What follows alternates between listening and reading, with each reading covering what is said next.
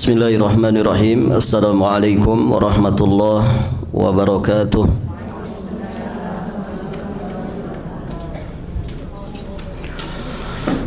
Alhamdulillah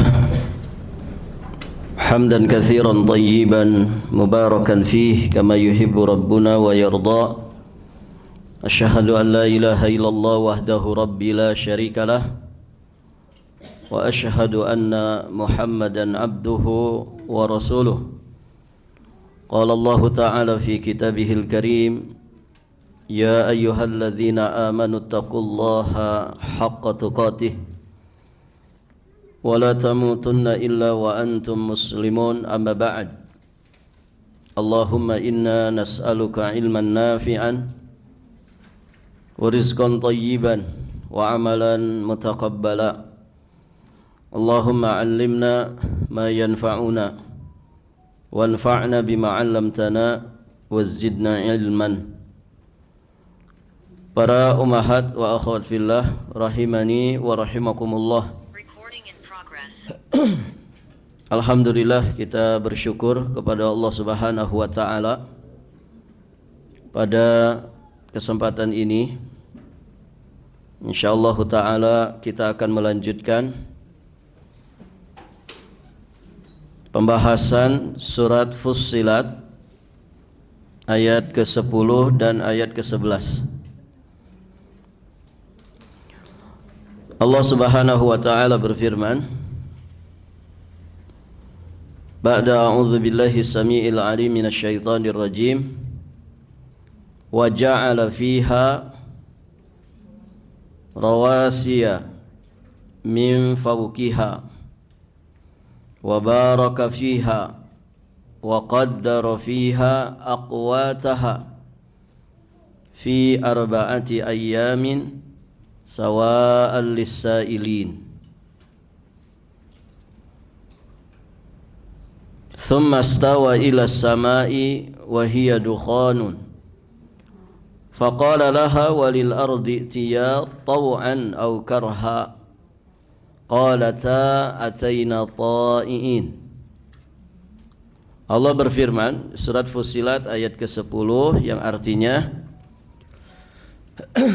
dan dia, yakni Allah, menciptakan di bumi itu gunung-gunung yang kokoh di atasnya, wa baraka fiha, dan Allah memberkahinya, wa qaddara fiha aqwataha, dia pun menentukan padanya kadar makanan-makanan penghuninya, fi arba'ati ayyamin, dalam 4 masa. Penjelasan itu sebagai jawaban bagi orang-orang yang bertanya. Kemudian Allah menuju langit, dan langit itu masih berupa asap. Lalu dia berkata kepadanya dan kepada bumi, datanglah kamu keduanya menurut perintahku, dengan suka hati atau terpaksa. Qalata, keduanya menjawab, ataina ta'i'in, kami datang dengan suka hati. Taib, ibu-ibu yang dirahmati Allah, di sini Allah Subhanahu wa taala menjelaskan kepada kita bahwa Allah menciptakan rawasiya. Rawasiya ini istilah yang digunakan untuk penyebutan gunung yang berfungsi sebagai penyangga atau pasaknya bumi. Kan ada jibal, ya. Ada jabalun, ada rawasiyah. Taib, ibu-ibu yang dirahmati Allah, kita mengenal ada istilah Jabal Uhud. Nah, ini istilah rawasiyah sama artinya gunung, namun dalam konteks gunung yang berfungsi sebagai pasak bumi.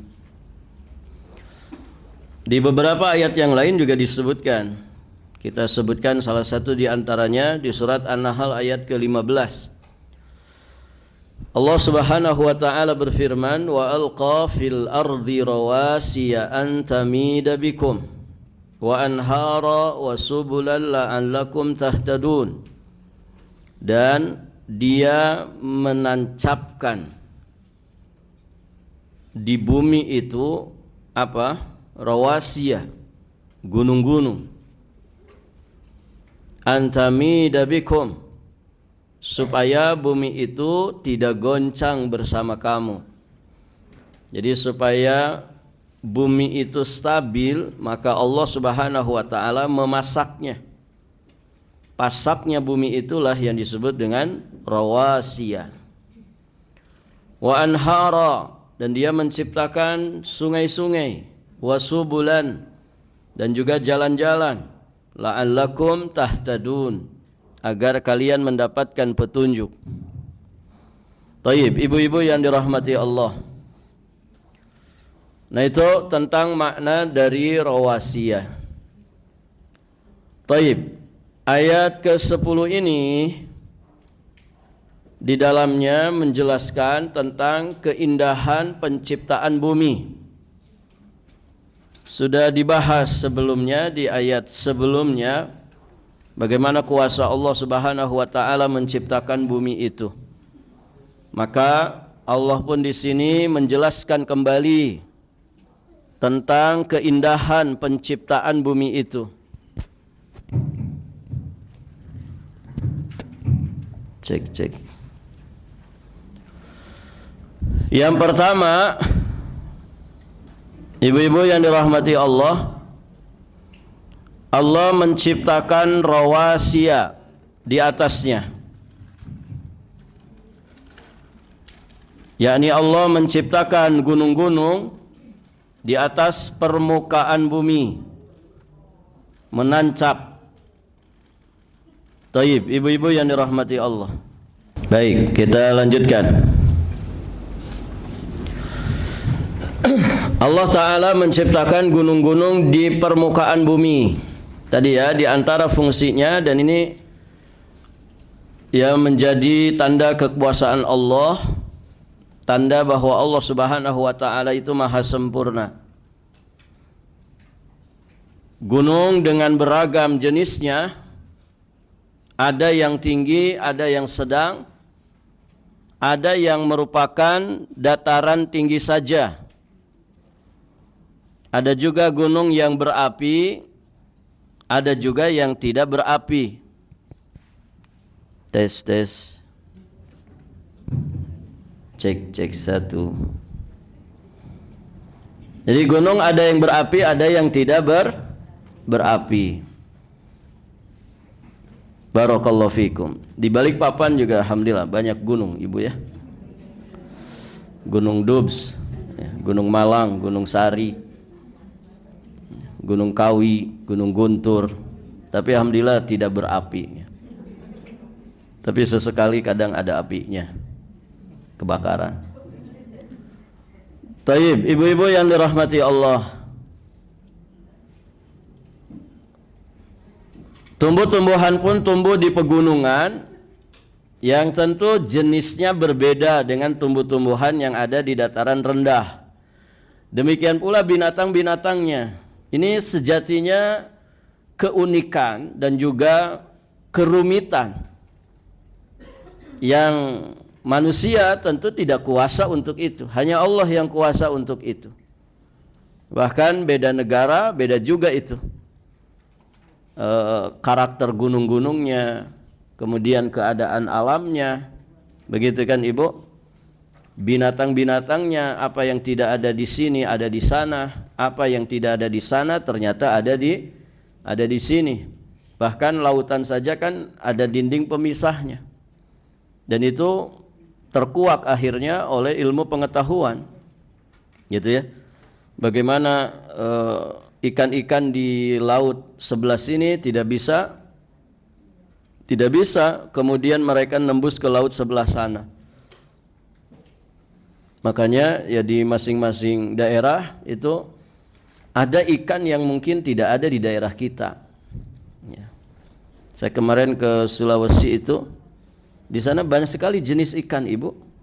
yang tidak ada di Balikpapan. Jadi kita makan ikan tuh bisa berapa jenis. Kalau di kita kan cuman itu saja. Gitu. Taib, ibu-ibu yang dirahmati Allah. Ini keindahan ya, bagaimana Allah itu menciptakan bumi ini. Dibuatkan gunung-gunung yang kemudian tertancap ya di bumi ini menjadi pasak bagi bumi, kemudian muncul ke permukaan bumi menjadi pemandangan tersendiri bagi manusia. Yang kedua, Allah memberkahi bumi ini. Bumi diberkahi dengan berbagai macam sumber dayanya. Ya, seperti matahari, udara, ada hewannya, binatangnya, tumbuhannya, ada lautnya, ada barang tambangnya, minyak bumi, gas alam, dan berbagai jenis logam, termasuk logam mulia, namanya emas. Pada punya emas, Ibu?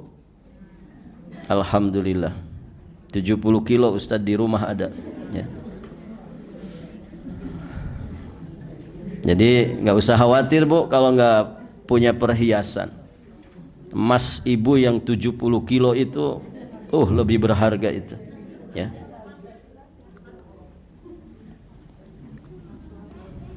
Ada air, ada tanah, ada batu, dan semua yang menjadi kebutuhan hidup manusia. Berkah ini. Bumi ini memang sudah dijadikan oleh Allah, sudah ditetapkan oleh Allah sebagai tempat mukim, tempat tinggal yang layak bagi kehidupan manusia. Jadi tidak usah capek-capek cari planet lain, Ibu ya. Tidak usah capek-capek cari planet lain. Ini bumi ini shalih lil hayat. Bumi ini layak untuk dihuni sampai datangnya kiamat. Ya, terlepas dari segala macam informasi yang sampai kepada kita. Ada pemanasan global, ada ini dan itu. Ya, sehingga sebagian orang terkadang dengan informasi seperti itu berlebih-lebihan menyikapinya. Ya. Akhirnya mereka melakukan sesuatu yang sejatinya nggak ada kerjaan. Meneliti planet, datang ke planet, nggak ada kerjaan itu. Ya buang-buang waktu saja. Taib, ibu-ibu yang dirahmati Allah.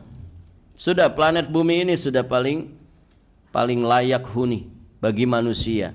Dan Allah yang menciptakan semesta ini, Allah yang maha tahu mana planet yang layak untuk kehidupan manusia. Sudah, di sini kehidupan ini.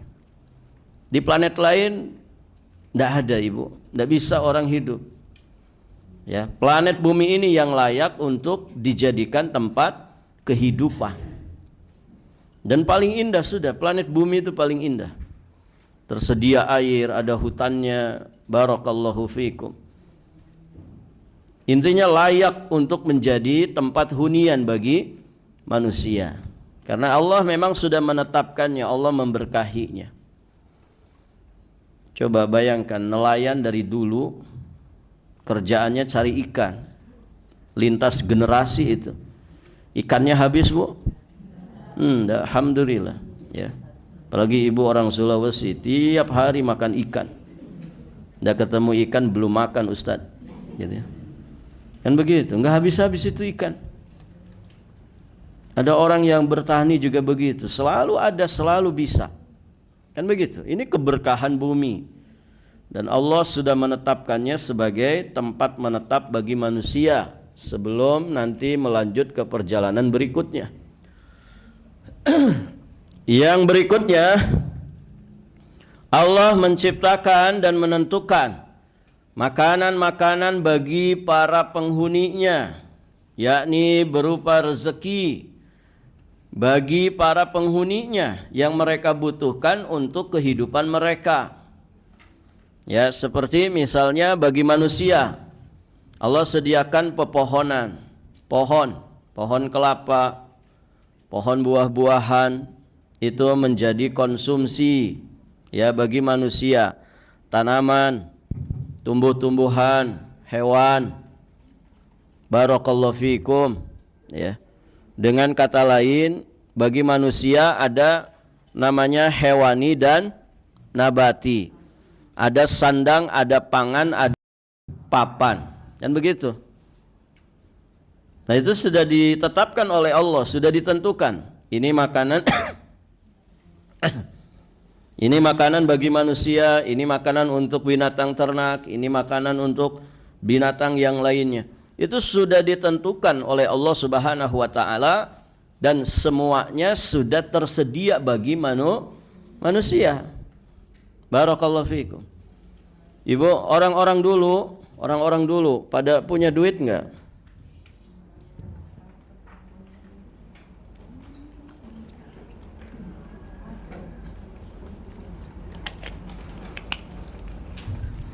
Orang-orang dulu, ibu yang dirahmati Allah, tidak punya duit, mereka tetap happy.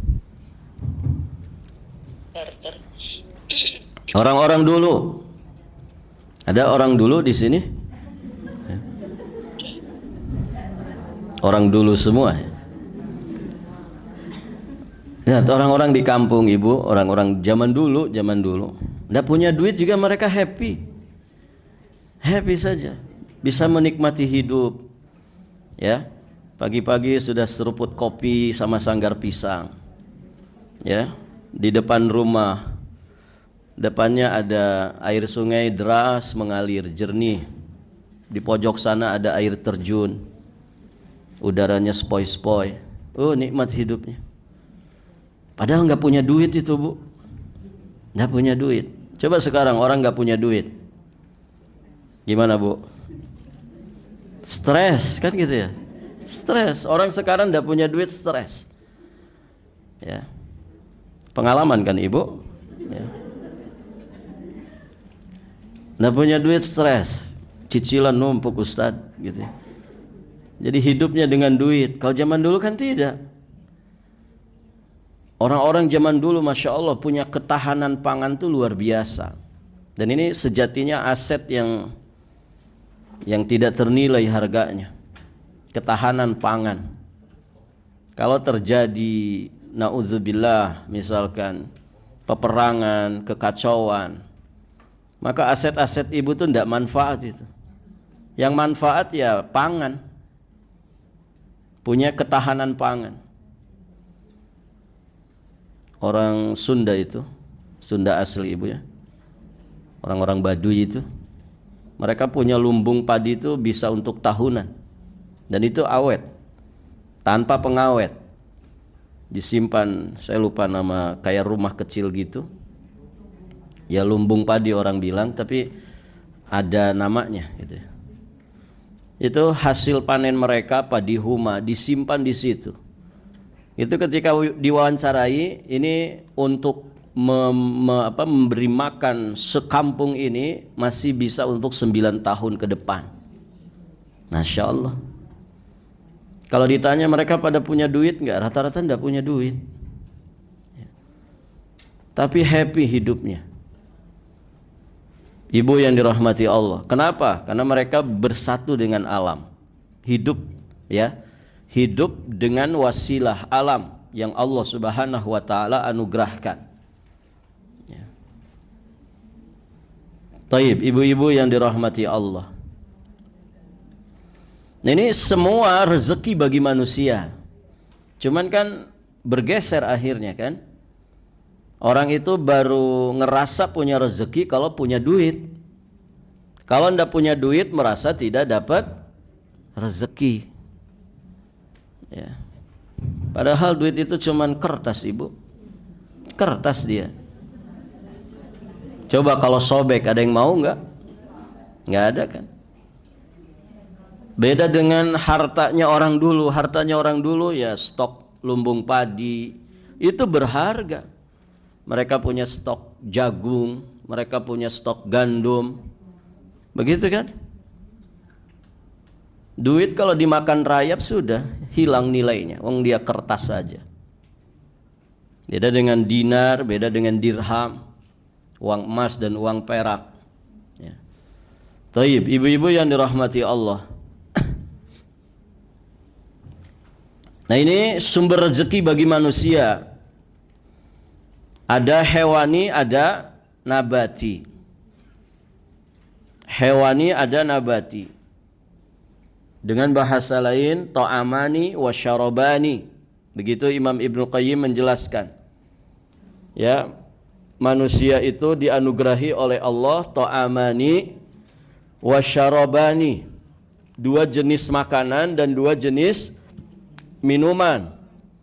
2 jenis makanan yang dimaksud adalah hewani dan nabati. Hewani, hewan itu bahasa Arab itu.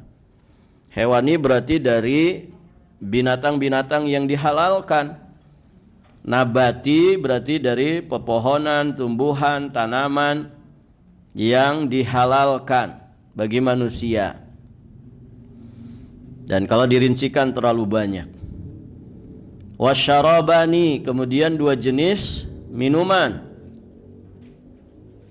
Apa 2 jenis minuman ini? Minuman yang berwarna dan minuman yang tidak berwarna. Minuman yang tidak berwarna maksudnya air tawar, air mineral. Sedangkan yang berwarna itu air susu. Ada susu unta, ada susu kambing, ada susu sapi. Kemudian yang kedua madu. Nah itu 2 minuman. Minuman air tawar dan yang berwarna. Ya kalau di kita masih banyak lagi warna-warna lain. Taib, ibu-ibu yang dirahmati Allah. Nah ini rezeki bagi manusia. Bagi binatang, makhluk hidup yang lain dan juga hewan ternak, Allah pun cukupkan kebutuhan mereka itu berupa padang rumput dan yang sejenis dengannya. Sapi, ya, kambing, unta, mereka memakan makanannya dan itu sudah disediakan oleh Allah di dunia ini. Taib, ibu-ibu yang dirahmati Allah.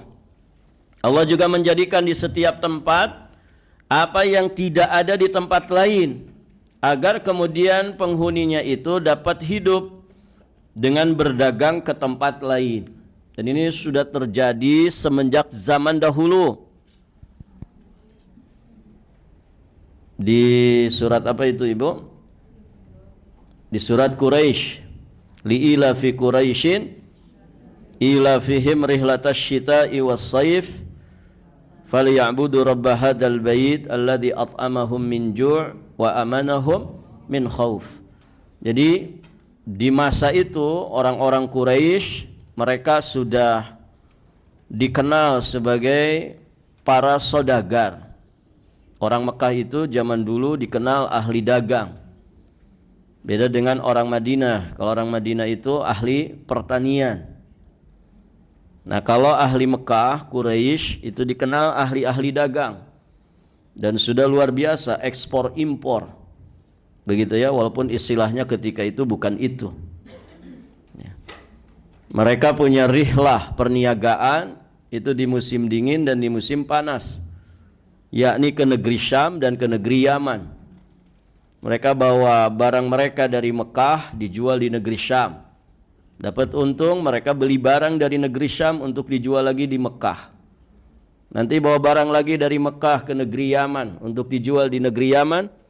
Nanti mereka dapat untung dari hasil penjualan, mereka bawa rempah-rempah dari negeri Yaman untuk kemudian dijual di negeri Mekah. Itu sudah terjadi sejak masa lampau. Taib, ibu-ibu yang dirahmati Allah. Karena nanti masing-masing daerah, masing-masing wilayah, masing-masing negara itu punya ciri-ciri khas tertentu, ya. Baik dari sisi makanan, pakaian, ataupun hal-hal yang lainnya. Ya, kalau cari amplang datang ke mana? Amplang datang ke Kalimantan, begitu kan? Balikpapan atau Samarinda. Kalau pengen cari tahu Sumedang, ya datang ke Sumedang, kan begitu. Tapi ada di sini juga Ibu ya. Kalau mau talas ya datang ke Bogor, mau tempe datang ke Bandung, begitu kan? Mau rawon datang ke Surabaya, barakallahu fikum. Mau coto Makassar datang ke Makassar. Mau kaledo datang ke Palu, kan begitu. Tahu kaledo, Ibu? Ya. Kaledo itu apa ini? Sop kaki ya, kaki sapi.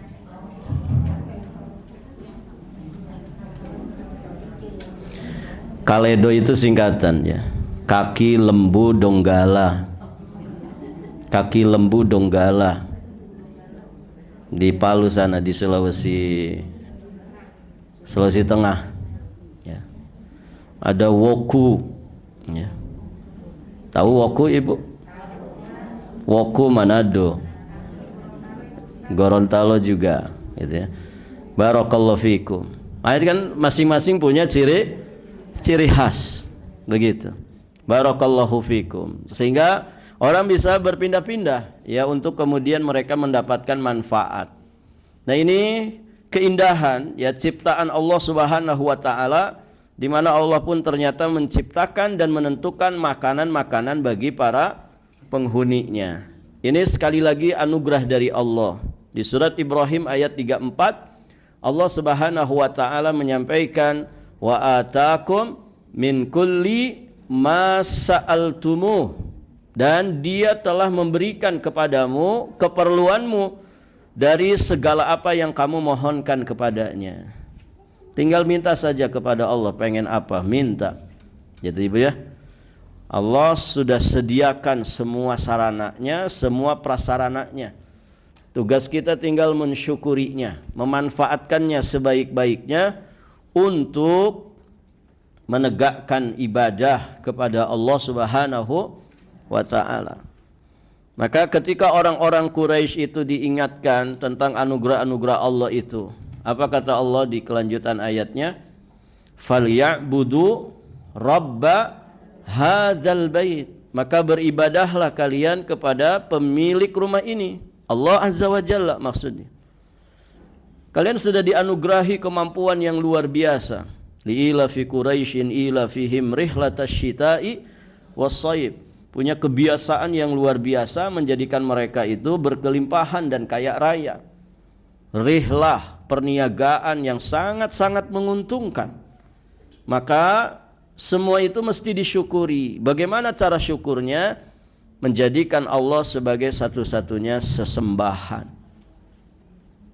Syukuri nikmat-nikmat Allah ini dengan cara kita mengabdi kepada Allah. Jangan menyekutukannya dengan sesuatu apapun.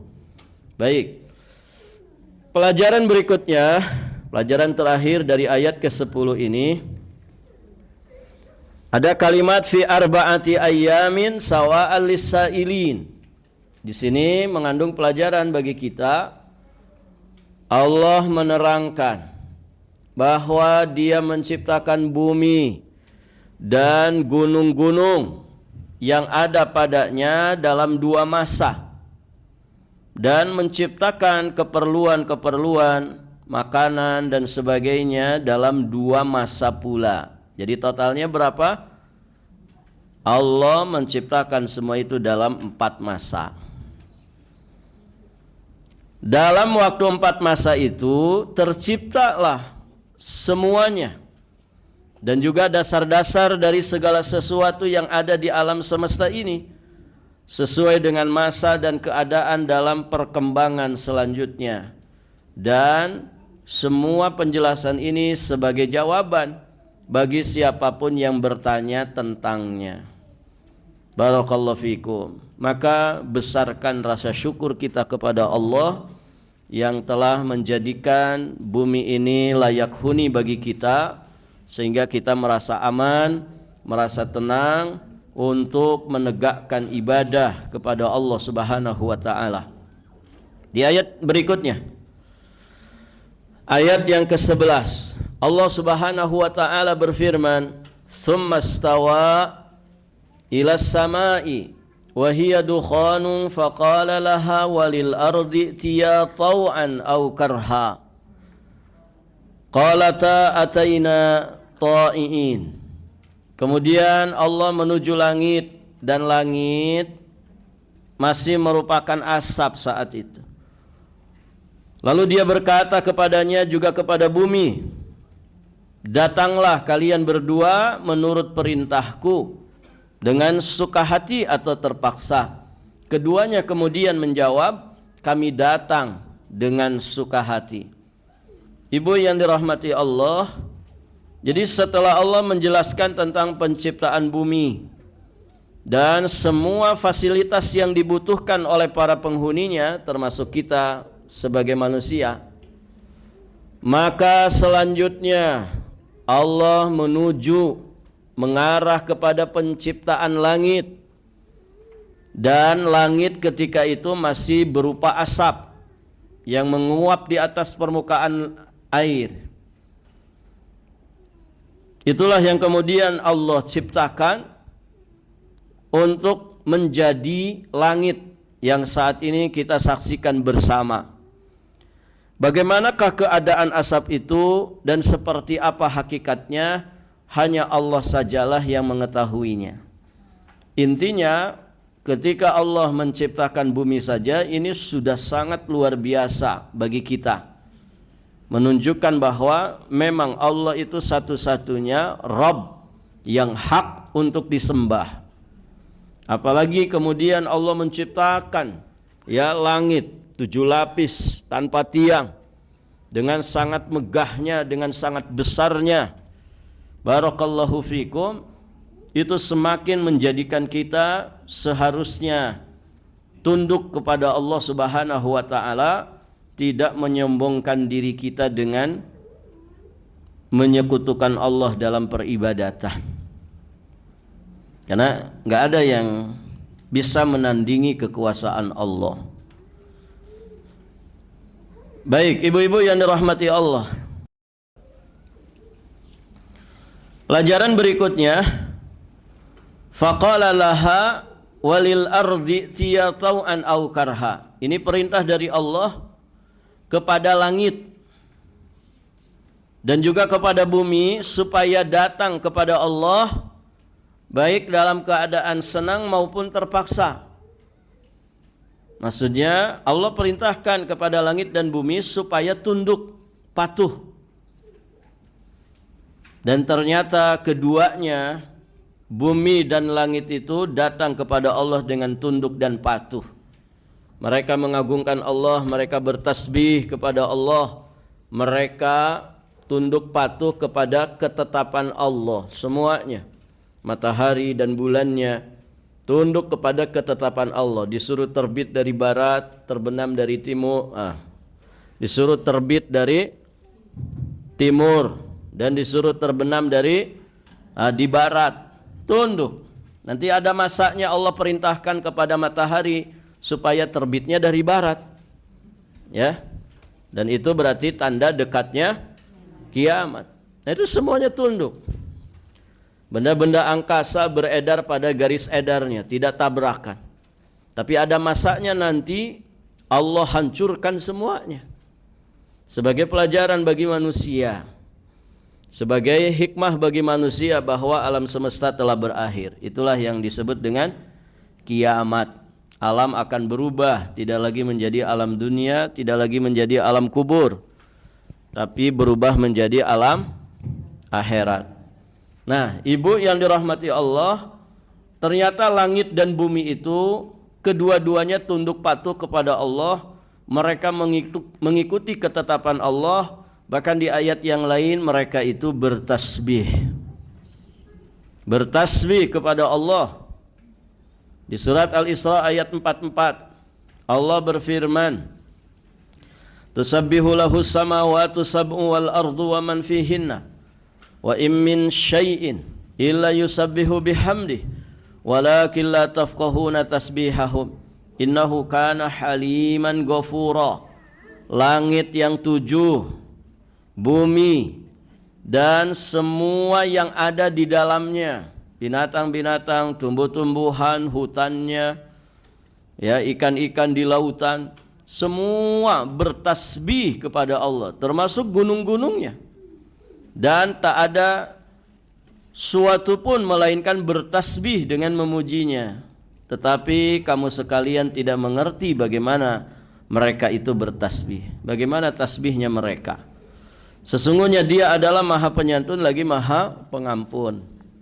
Di ayat yang lain surat An-Nur ayat 41, Allah Subhanahu wa taala juga berfirman, "Alam tara annallaha yusabbihu lahu man fis samawati wal ardi wat thayru saffat kullun qad alima salatahu wa tasbihah wallahu alimun bima yaf'alun." Tidaklah kamu tahu bahwasannya Allah, kepadanyalah bertasbih apa yang ada di langit dan di bumi, dan juga burung dengan mengembangkan sayapnya. Masing-masing telah mengetahui cara bagaimana mereka itu sholat, ya, wa tasbih, dan bagaimana mereka itu bertasbih. Dan Allah Maha mengetahui apa yang mereka kerjakan. Jadi Ibu jelas ya, di sini segala sesuatu, gunung-gunung yang kita lihat seperti benda mati, bumi, kemudian bumi yang 7 lapis, langit yang 7 lapis, barakallahu fikum, burung-burung, semua mereka bersalat, bertasbih kepada Allah Subhanahu wa taala. Namun kita tidak mengerti bagaimana cara mereka bertasbih. Maka pelajarannya bagi kita, tidakkah kita malu sebagai manusia? Apa kemudian jadinya jika kita sebagai manusia tidak termasuk yang mau bertasbih, atau tidak sesuai dengan orbit alam ini? Orbit alam ini bertasbih kepada Allah, kok kitanya enggak mau bertasbih? Ini akan merusak tatanan alam secara keseluruhan. Bumi yang selalu bertasbih akan enggan kita memijakkan kaki di atasnya. Makanya mereka kan nanti akan menjadi saksi kelakuan manusia. Itu gelondong-gelondong kayu itu Bu, yang ke bawah banjir, itu mereka menjadi saksi bisu tentang tingkah laku kelakuan manusia yang rakus dan serakah, gitu kan? Apa iya kalau pohon itu masih utuh, kemudian kena banjir, kena longsor, itu kemudian jadinya gelondongan yang seperti dipotong pakai senso? Kan tidak mungkin, ya. Gelondongan-gelondongan yang rapi itu, potongannya potongan yang rapi, itu bukti bahwa ada tangan-tangan serakah dan rakus yang menebangnya. Nasallallahu al-afwa wal afiyah wassalam. Ya Ibu, bumi yang selalu bertasbih akan enggan kita memijakkan kaki di atasnya, dan langit pun seolah tak mau menaungi kita lagi, karena mereka semua bertasbih bersama makhluk-makhluk Allah yang lainnya, sementara kita sendiri keluar dari orbit tasbih. Sering kita mengabaikannya, atau bahkan sama sekali tidak bertasbih, tidak mengagungkan Allah Subhanahu wa taala, tidak mau tunduk patuh beribadah kepada Allah. Padahal mensucikan, mengagungkan Allah adalah wujud amal seorang hamba yang saleh karena ketundukan dia kepada Sang Pencipta. Begitu. Barakallahu fikum. Ya Ibu, dosa itu akan berdampak buruk terhadap alam semesta. Ya. Mereka semua bertasbih, kok kitanya nggak mau tasbih. Ya, maka banyak-banyak bertasbih kepada Allah. Ya, tundukkan jiwa raga kita untuk beribadah kepada Allah Subhanahu wa taala. Toh manfaat maslahat ibadah itu kan sejatinya pulang kepada diri kita sendiri, ya. Ibadah kita yang ikhlas karena Allah, yakinlah itu akan bermanfaat bagi kita nanti. Allah itu sudah maha kaya, Allah itu maha berdiri sendiri, sekalipun manusia semuanya bermaksiat, itu sama sekali tidak memadharati Allah. Justru yang rugi manusia itu sendiri. Baik, ibu-ibu yang dirahmati Allah, alhamdulillah 2 ayat ini sudah selesai. Semoga berfaedah. Insyaallah taala nanti kita lanjutkan di kesempatan berikutnya biidznillah.